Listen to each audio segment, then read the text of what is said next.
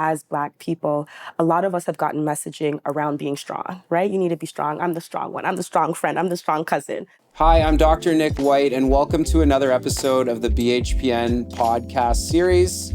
I'm joined here with Amma Gyamfowa, who is a registered social worker and who runs her own counseling practice.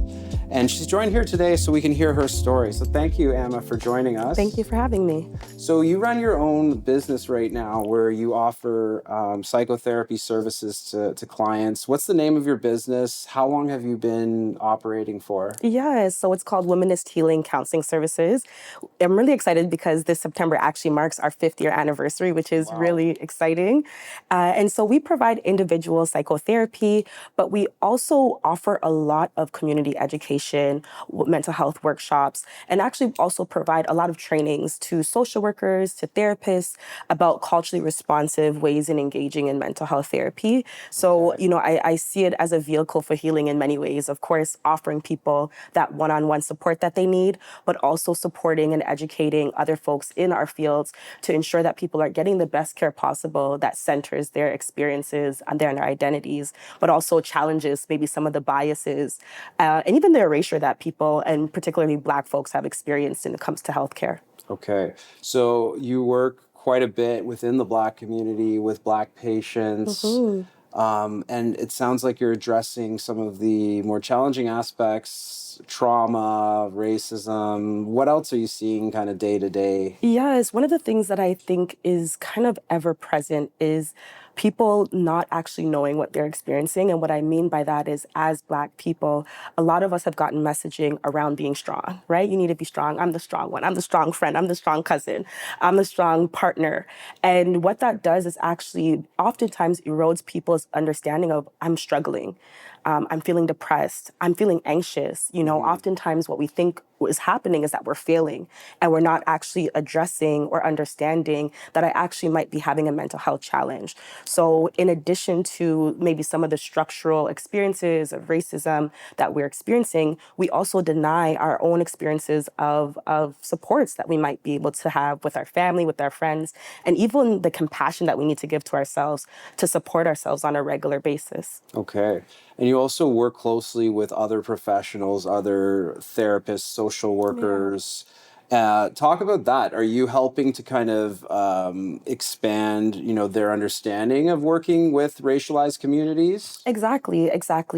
I think, so I'll use myself as an example. Yeah. Going into education, I was educated in Canada throughout, and only when I really got to my master's degree did I see a lot more representation of Black experiences, education, writers. And, what happens as a result of being kind of erased from a lot of the curriculum is we don't understand, okay, what does this look like specifically within particular communities, right? Oftentimes in our structures, in our education system, we'll talk about Canada as a diverse country, but we actually don't talk about, okay, what does that look like in terms of supporting people when they are struggling, supporting people when they're in community health resources. Even if we think about things like the child welfare system, Black communities are extremely represented in those institutions, and we have to understand the reasons why. So part of the work that we get to do is be able to talk about anti-Black racism in the education system. How does that impact children, for example, right? One of the things that we don't necessarily talk about in Canada is things like racial trauma, and understanding that sometimes, is your child actually anxious, or are they the only Black child in their school and experiencing a lot of bullying, but also maybe a lot of dismissal from their teachers, for example, right? Okay. And so really being able to help practitioners contextualize what clients are facing. Okay. One of the things that I say is that mental health is not a blank slate. It's being shaped by a lot of things: our family, our culture, our identity, and also race. And so being able to have those nuanced, layered conversations lets us tailor the supports that we're giving to the people that we are supporting in our therapeutic rooms. That's really important. So you're working, obviously you're advocating for the Black community in terms of things like understanding racial trauma, systemic racism, things like that, and you're helping to kind of shed light on that concern. Why is that important that we keep talking about these types of issues? Yeah, it's important for so many different reasons. One is so that Black clients and community members can have resources that reflect their identities. So it's not enough that I'm a Black therapist, but I don't necessarily understand your cultural nuances, right?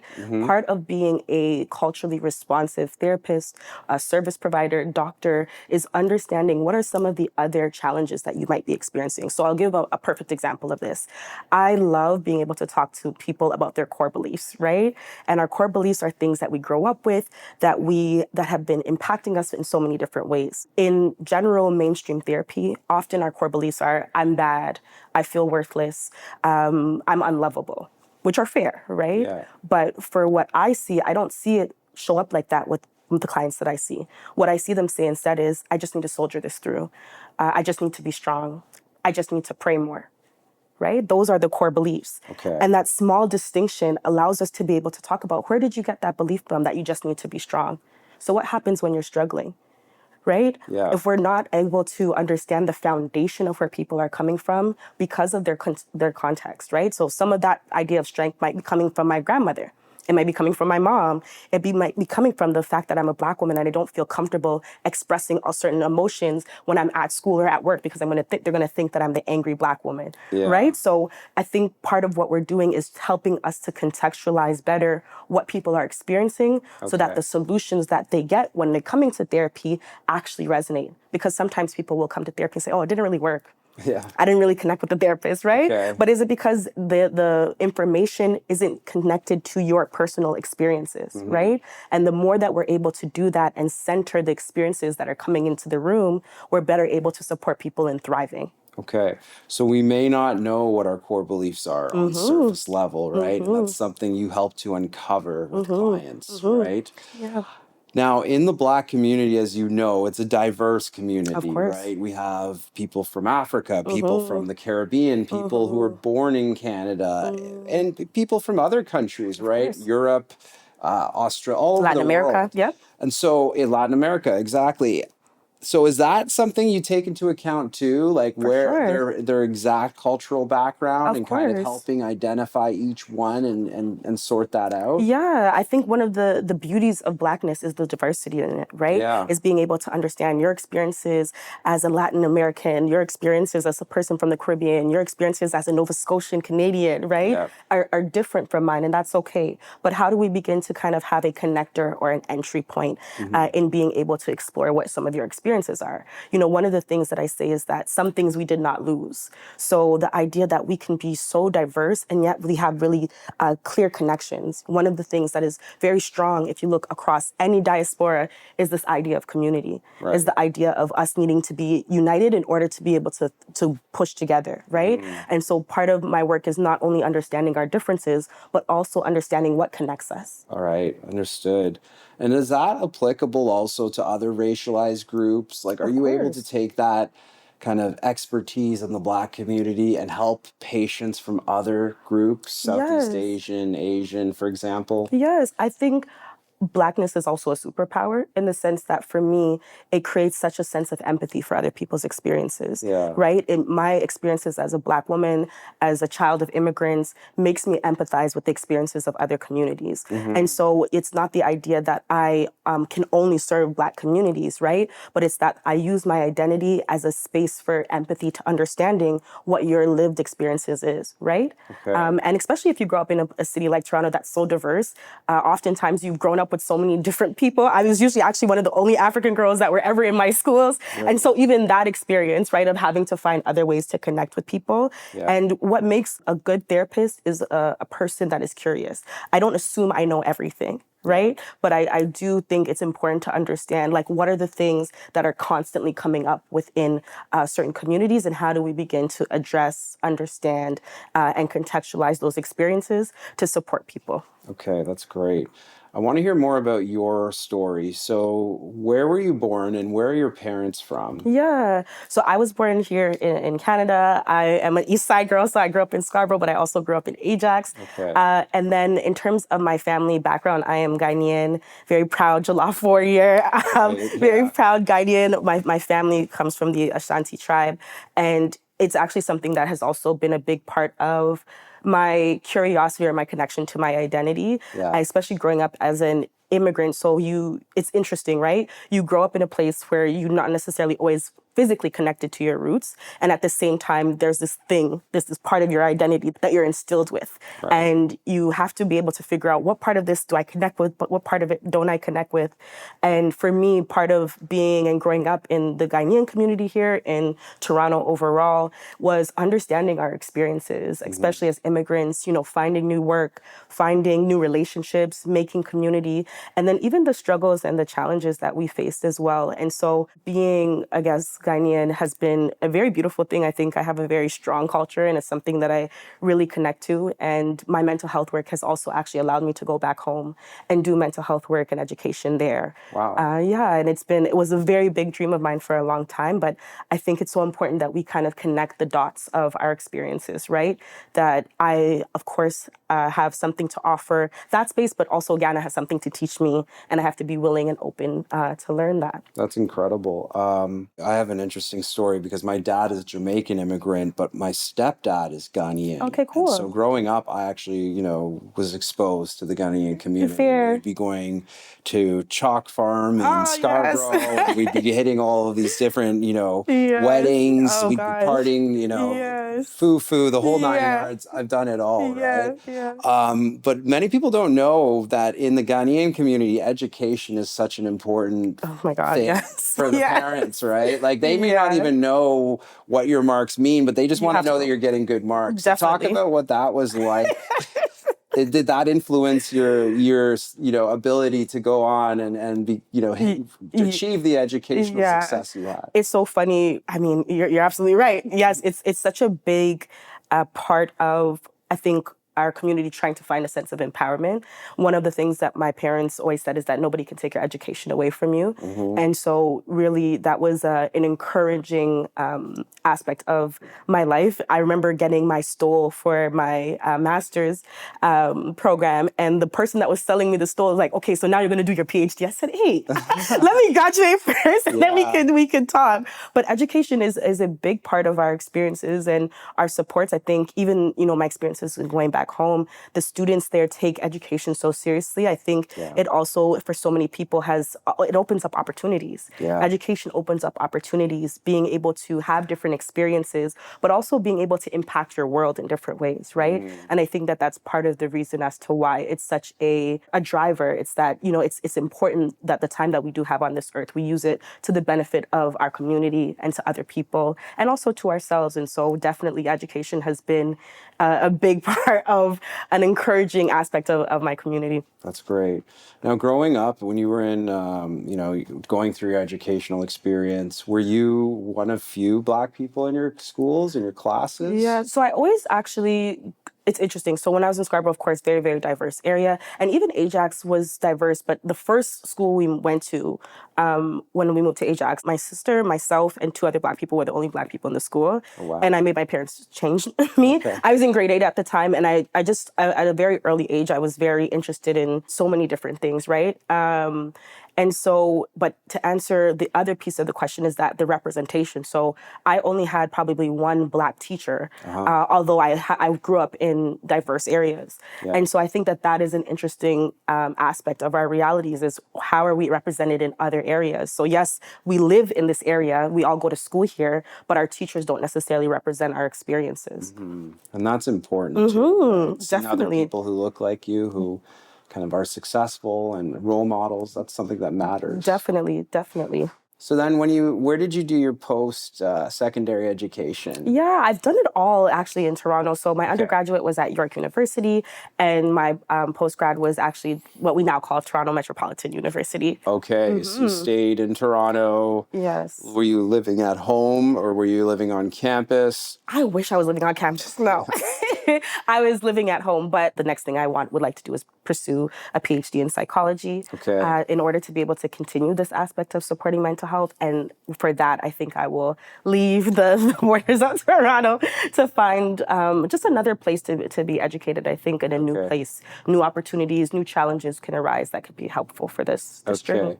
Now, you were in the social work program at York University, and then you went on to TMU and did a master's in social work. Were there other Black people in these programs, or were you one of few? I wouldn't say I was one of few. I think that there was a decent amount of Black folks. We weren't the only minority, I would say. Okay. But I think, again, the aspect of who are our professors and what are we reading. I think that sometimes we look at representation as like who is physically in the building. Okay. But I also think it's important to understand what are we reading as we are students? What are we being taught as what is the appropriate way to engage in social work versus not? So the curriculum itself. Yeah, Right? yeah. Okay, so that's like a lagging factor because, of course, you need students, then you need people to go on to, do course. higher levels, master's, PhD, and then Yes. it takes a while for that to get back into the curriculum. Of course, of Okay. course. And I think part of the challenge is that when you're not able to have autonomy over what is placed in the curriculum, then it means that certain communities are erased. Okay. One of the things that I always thought about social work, it was always this idea of an outsider kind of coming into the field to work with clients. And I think for many of us, we want to actually give back to our own communities, but that wasn't represented, right? Yeah. And so even some of the rules that we have about social workers, that we're not allowed to hug clients when some of our clients automatically run to hug us when they see us, right? So all of those little nuances, as well as the aspect of, okay, of what are these particular communities experiencing, and not only their challenges, but what are some of the solutions that are helpful, right? One of the things that we don't talk enough about in a Canadian context is things like Afrocentric approaches to social work or to therapy in terms of, again, centering the Black experience. So one of the things that I think is important is the aspect of we can use things like cognitive behavioral therapy, but how do we also blend that into things that feel really organic and inherent to different diverse Black communities and Black cultures, right? Yes. I think part of the struggle is that we have to validate that Black knowledge is knowledge and it's information and it's important, and that Western medicine isn't the only way to go about it. One of the things that I often tell people in my sessions when I'm educating practitioners is we have to challenge sometimes what evidence-based practice is, right? Yeah. And I'll give a perfect example of that. 20 years ago, mindfulness meditation wasn't necessarily used to be able to support people experiencing depression. Oftentimes, that's coming from Eastern Asian practices, right? Wow. And now we are using it on a daily basis to talk about things that support mental health and well-being, like depression and anxiety. It's amazing, the literature, how it's changing, right? Because even things like music therapy, Of course. aromatherapy, sports therapy, right? Definitely. There's so many ways that we can help patients, and understanding their culture is really important, and providing culturally competent care, Absolutely. right? When we started the BHPN, we knew there was a gap in terms of being able to find Black healthcare professionals. Why is it important, do you think, for people in the Black community to find therapists, counselors, social workers who look like them?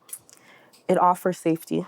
Safety, right? Yeah, I think that, even recently I did a consultation and somebody, said it was so important for me to look at somebody that looks like me. One of the things that I think is critical is that so there's something called a cultural translator in the sense that oftentimes when we go into therapeutic spaces, or even the aspect of the triple burden. So a triple burden for a client in mental health therapy is that I have the struggle that I'm facing, right? Let's say I'm depressed. Let's say I'm having a lot of family stress. And then I go into the therapeutic couch and I have to begin sharing that. And even that in itself is burdensome and it's difficult, right?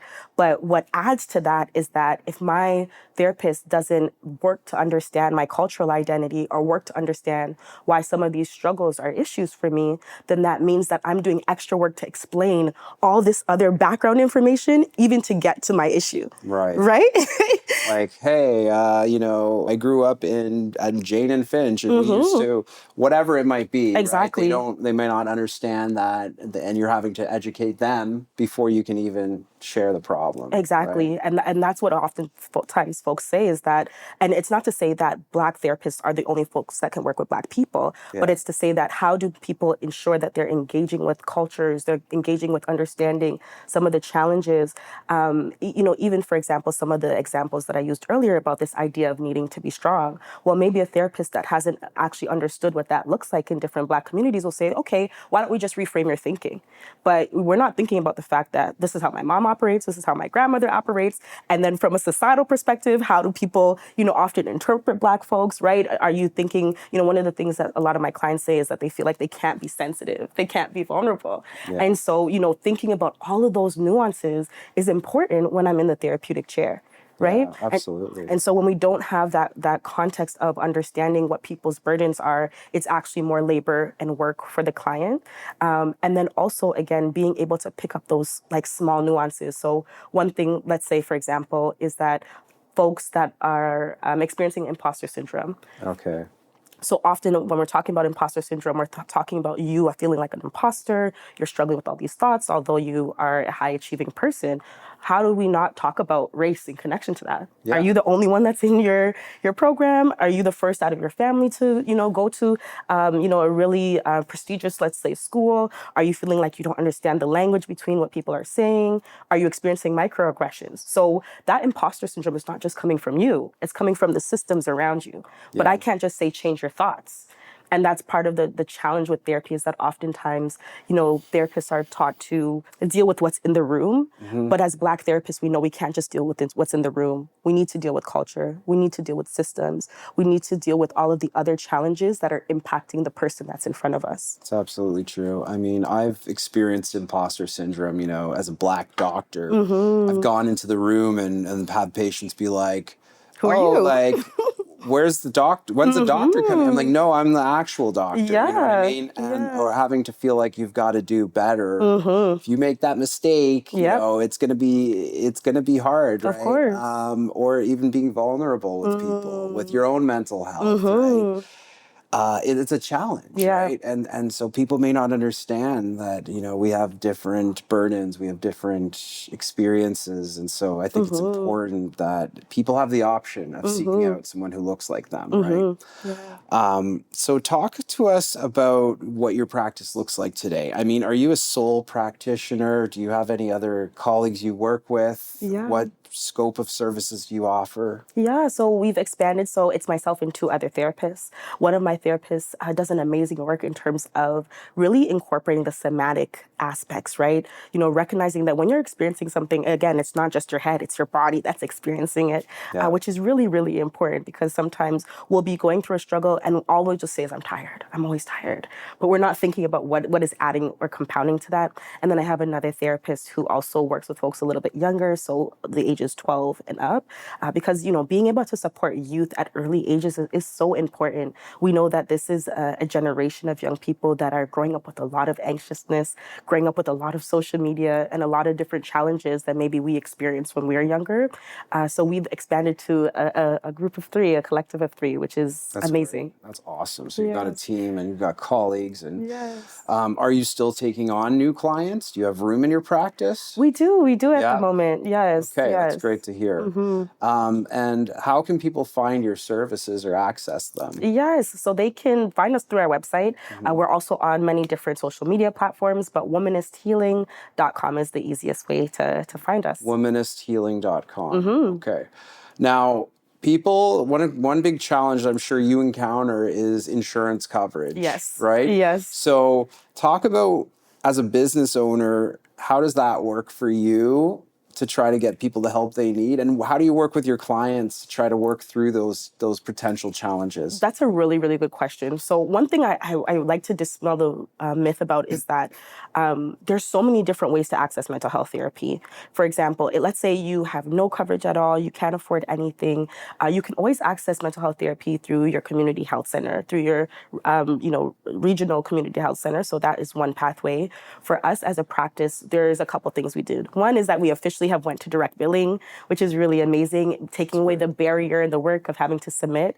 The challenge, though, of that is that it comes with a package based off of the electronic system that we're using. So there are some insurance providers that we can't direct bill to, but for the large part, there's a ton of insurers that we can provide or offer direct billing for.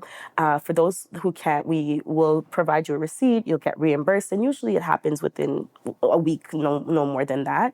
Another platform that we're using is also Green Shield in terms of being able to offer that one-on-one therapeutic care right on that platform. So if people already are connected to that resource through their EAPs, let's say, then they'd be able to have direct access to us that way. Well, that's great. So there's a lot of options. Yes. And clients they should just reach out and your team will help them navigate that. Exactly. I mean, I love when it's direct billing. Yes. It's just so much easier, of Yes. course, but it's not always the case. For sure.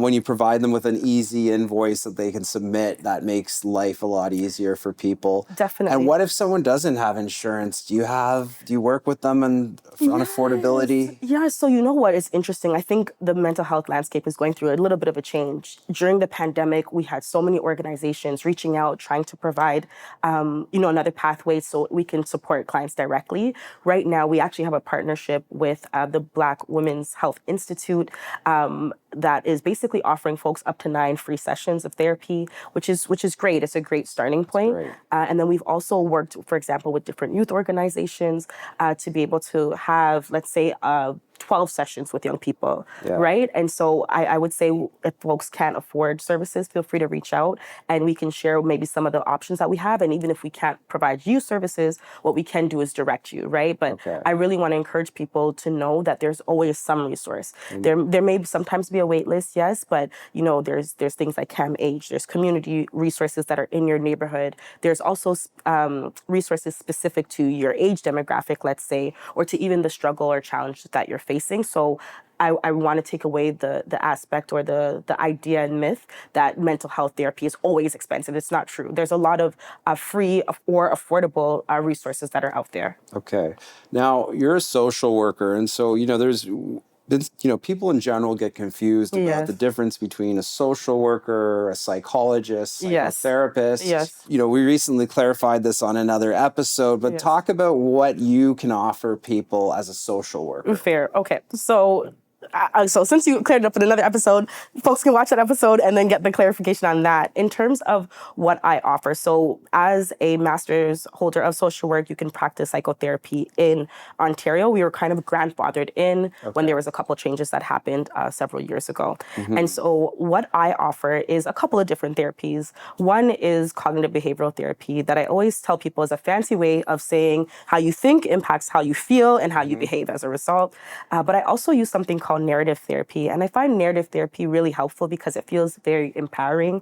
People get to feel like they can kind of rewrite the story of their lives, but also look back in their past experiences through a lens of empowerment as opposed to only a lens of deficit. Okay. One of the things that I also think is really important for people that I offer in our sessions is education around what you're experiencing in terms of your emotions. So oftentimes we might try to, use our coping mechanisms to hide what it is that we're feeling or mask what it is that we're feeling. Some of us do that through work. Some of us do that through relationships. Some of us do that through alcohol, right? And so learning your emotions, understanding that each emotion you experience has an impact on you and is trying to tell you something and teach you something is something that is really, really critical in that therapy space so that people are not running from their emotions. They're leaning into it in order to actually be able to respond to what's happening in life, right? That's really important.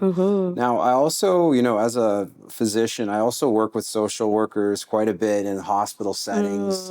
I'm always consulting the social worker for, this patient needs help with ODSP, Ontario Works. So social workers also do play a role in terms of helping people access resources in the community. Yes. Did you do any of that in the past, or do you currently do that as well? Yes, especially at the starting of my career, absolutely. Yeah. So I worked at violence against women shelters, I worked in community health centers, and a lot of my roles required a level of advocacy, right? Okay. The reality is that especially when you're working in community health organizations or in hospitals, folks are experiencing so many different barriers, whether it be housing, whether it be Ontario Works, whether it be maybe they're having struggles with being able to navigate through their schooling, right? I did a lot of work with young people, so trying to get folks accommodations and things like that as well.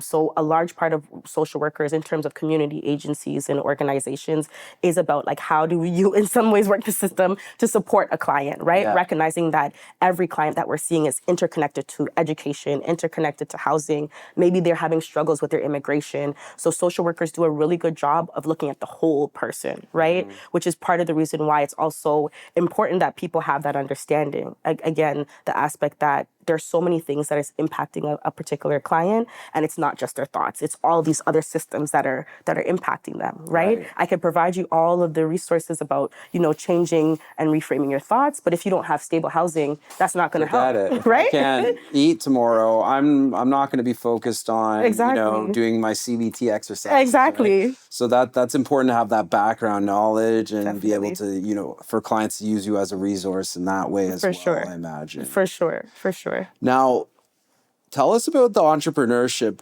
decision, because at some point you have to make a decision. Do I go and work at a hospital or a CHC, or am I going to take the risk and start out on my own? How did you make that choice, and how did you learn what's required to run your own practice? Yeah. I think the choice was made for me. I don't know if I intently suck it out. So during the pandemic, there was, of course, so much happening, right? Yeah. So many challenges, so many difficulties. And actually, my mentor, Nicole Franklin, she started at the time a mentorship program specifically for Black social workers who are interested in doing different types of work outside of the traditional social work field. When I was in my undergraduate, oftentimes our professors would tell us, working in CAS or working in the hospital is the best option for social workers. Yeah. And there's a whole other world that a lot of us weren't actually taught about in terms of business, in terms of using all of these skills, outreach, community relationships, community development to be able to transition our careers. So, it really happened in an interesting time. I think for me, the pandemic was such a highlight about our struggles around mental health, but also, again, creating solutions and transformation. And so that was when Womanist Healing was birthed in 2020, September 2020.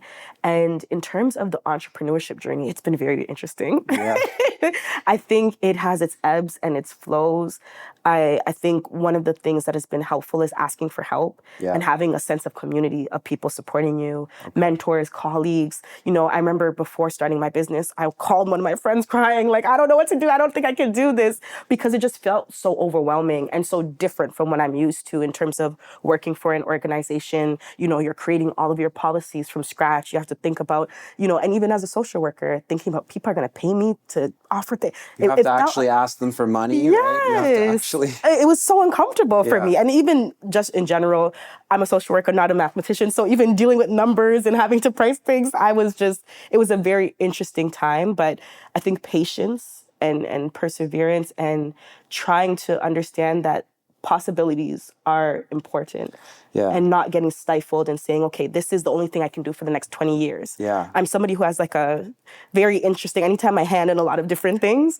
And so being able to have a private practice has offered me that. I get to do workshops and education and community. I get to talk to you on a podcast. You're your own boss, right? So if you want to take off the day tomorrow, you're able to do that. Exactly. Right? You may not get paid, but but that's great. And it's true. In so many of our healthcare fields, the professors, the academics, they train you to work in that kind of setting.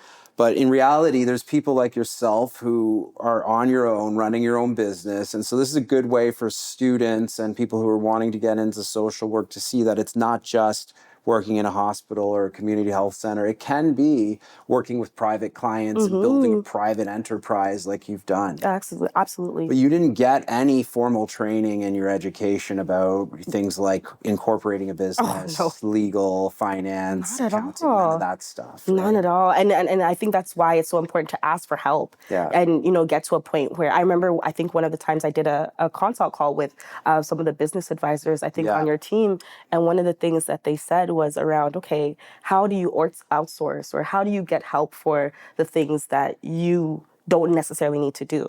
Exactly. Right. And at the time I was like, ugh, this is like exposing that I'm actually struggling in an area that I'm struggling in, but it's important. I'm not an accountant. No. I need to hire one. Yeah. I'm not an accountant. I can only do so much. You know, you're doing the social media, the accounting, the therapy with clients. You need to be able to outsource and ask for help and receive the help in order to have a balanced practice as well. Right. And can you talk also about the importance of building your own brand as a therapist and how that's important for getting new clients, right? So what do you do to try to build your own brand and get your name out there? Yes, I think one thing is really important is that people get to see you, right? I think people are and when you tell people you're a therapist, they're like, oh my God, you're a therapist. Let me know more. I have this issue, right? So I think just going out there, sometimes going to events, going to being in community, connecting with people, being intentional about relationships, and then also, especially in this day and age, using social media. You know, I don't always love having to engage in terms of thinking about all the content to create, because that in itself is another job, but being visible, right? Yeah. And one of the ways that we're visible now is digitally. I do a retreat for Black women every year. This year it's unfortunately not happening, but last year when we did it, I did a TikTok video and it got 10,000 views. Wow. I can't get in front of 10,000 people, but it's the importance of using what we have, right? Yeah. You know, I think there was another guest, of course, Andrew, that talked about starting where you are and working through. Yeah. And that's the thing about business. It's like, what do I have? I may not always have a videographer or what have you, but I have my phone. Yeah. I have the apps. Just do something, right? Yeah. And you're right, social media is so important. You know, we may hate it, but you have to, it's a love-hate relationship. Definitely. And for someone like yourself, it's important people can find you, hear you, see what you look like. Of course. And put a name to a face, Yeah. right? And make it less scary. Exactly. Yeah, I think oftentimes people are scared. They might be scared to see a doctor, but they're also especially scared to see a therapist because we're going to a different place, right? It's deep, right? Yeah, and so people get to see your personality and say, okay, this maybe I can just talk to her a little bit and see how it goes. So I'm curious to hear where you see yourself going in the next few years, both as a professional, but also in your business. What are your goals? What would you like to do? Yes, I think in the next few years, I would love to continue to expand some of the work that I'm already doing. So one of the things that is a baby of mine, is a signature of Womanist Healing, is our series called Fried Cocoa for the Mind and Soul. Okay. And for people who have never heard of fried cocoa before, it's what Ghanaians call fried plantain, or plantain if you're from the Caribbean. Yeah. But I use that as a tool to actually talk to people about mental health. And, you know, again, to our point earlier about diversity, right, in Black communities, that one of the things we all usually can agree on is that plantain tastes amazing, right? Yeah, and I agree. Yeah.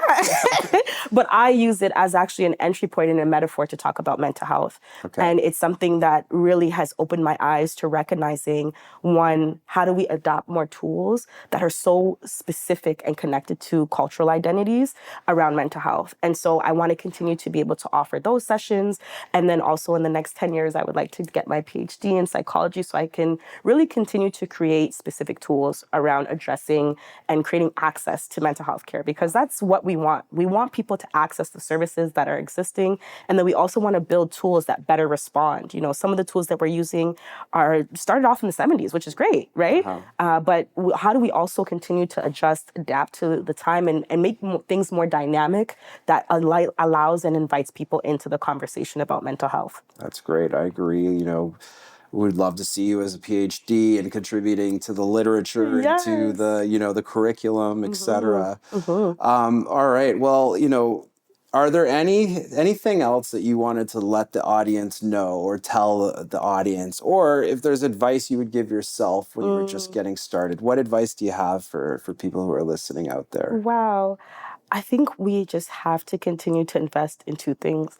One is that, you know, sometimes we often think a lot about our finances and getting financially and intergenerational wealth. I think that's a big conversation that's been happening over the last little while. But we can't have intergenerational wealth without having well-being, without having wellness, without having connection. And so I think one of the things I want to impart people with is think about how do you invest in all of these areas of your life. You know, your mental, your emotional, your physical, your spiritual, your financial well-being. And last but not least is community connection.